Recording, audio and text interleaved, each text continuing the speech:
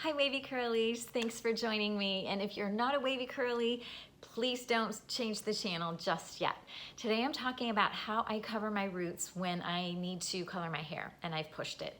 So I'm gonna offer a couple different options, talk about the features and benefits of those and what I like to do most. So starting right in with what I like to do most when I need to cover my roots is I use eyeshadow. I was inspired by the products that are already out there that come for root growth, like this Wow, which comes with a brush, a mirror, and then an eyeshadow looking color. And a lot of these will have this very similar ingredients to eyeshadow. Some of them might have silicones. As a wavy curly, I try to avoid a lot of silicones, but I'm not 100% like freaked out by it, especially in something small like that. That one was given to me. It's not the exact right color. It's a little bit brown for me. I have used it on the top or places that aren't too noticeable, but I happen to have a lot of white right here by my temple. And so I actually found that I used just some eyeshadow that came in a palette that I have already laying at home. So please excuse the way this palette looks. It's well loved, but this is Revolution Reloaded, and it's mattes, and there are a lot of neutral colors with a variety of browns. I tend to like this color right here, right below the black. I use that the most. And then this one, which has a little bit less red in it. It's a brown with a little bit less red. And it's funny because you might think that I might like some of the more auburn colored ones, but actually that's just that I haven't tended to like those as much. They look a little too orange. So this is how I do it. I have this brush, and I cannot even tell you what kind of brush this is.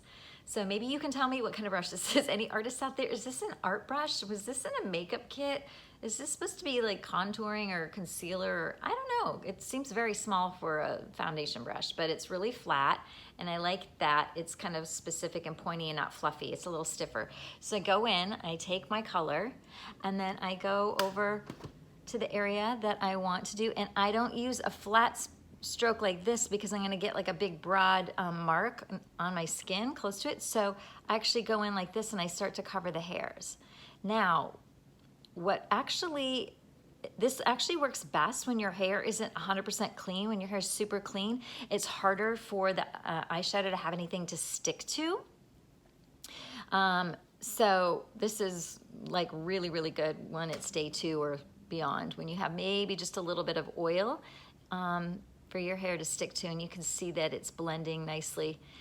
Also, up here where I'm thin, I might take the brush and go in a little bit at my roots just to fudge that I don't have this like little sparse area peeking through. I've always been sparse there my whole life, but now at this age and with some hair loss, it feels like it's a little bit more than it used to be. So I'm just showing you as I go, and then I could just blend out and then go up the hair, following the direction of the hair. I'm not afraid to put a little tension on there so I can get some good application. So that is where my biggest bit of white is. But some of this, if you're up close, I'm not sure what the camera is actually picking up. Some of this needs to be covered too, even if it doesn't normally show, because if the wind picks it up or something like that. So before I do the other side, I want to show you some other options. I also have this stick by Bumble and Bumble called the Bumble and Bubble Color Stick, and it's just like a crayon, and it just applies like a crayon. And this one's pretty red. My ends are a little bit brighter than my roots, and it's a little too bright for me, but if my hair is really clean, then I will put this on just a tiny bit to give it something to stick to. So I'm gonna show that. Where should I show that? I'm gonna show that right over here. I don't know if that's picking up, but see how it's a little bit too orange? I'm not sure if that's showing. But that doesn't matter. If you have a color palette of eyeshadows and you found the colors that you like, then you can just go in there with that, and you can take a darker color and just go over that. And let me take another little bit of a more brown color. Yeah, so if I have that underneath, I might choose a slightly browner color. Now, I don't usually do that on this side because I don't have as much gray. Sometimes I do it over here where I have a lot of white and it's day one clean hair, but I don't want to, you know, I need it to stick, but I haven't washed it. So I need that little grip of that little kind of waxy, crayon-y kind of vibe. And just a little bit more.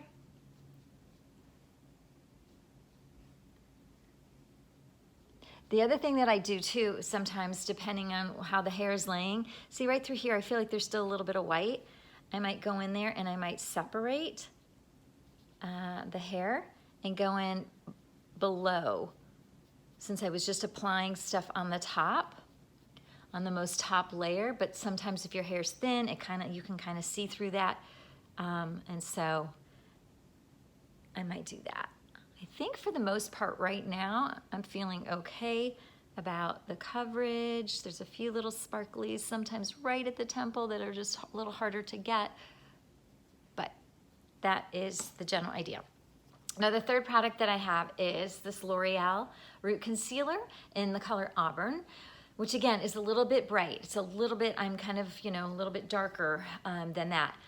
This tends to feel a little bit gummy and a little bit gritty, way too textured. I would never do this on day one hair. And if you spray it like along a part, you're really gonna get your part sprayed as well. So that's the hard part. I don't actually have a part showing, so I have used this in the past, and the only way I have used this particularly is when my hair was up and there was a separation right here between where one clip and another clip went, and I didn't want to readjust the clips because it laid really well and I liked the way it looked. And then I might go in with the spray, and I'm gonna do it here. And I don't care then if it covers the skin, because I don't want the skin to show. So, sorry. See, it's a strong application. And then I might even smudge it a little bit.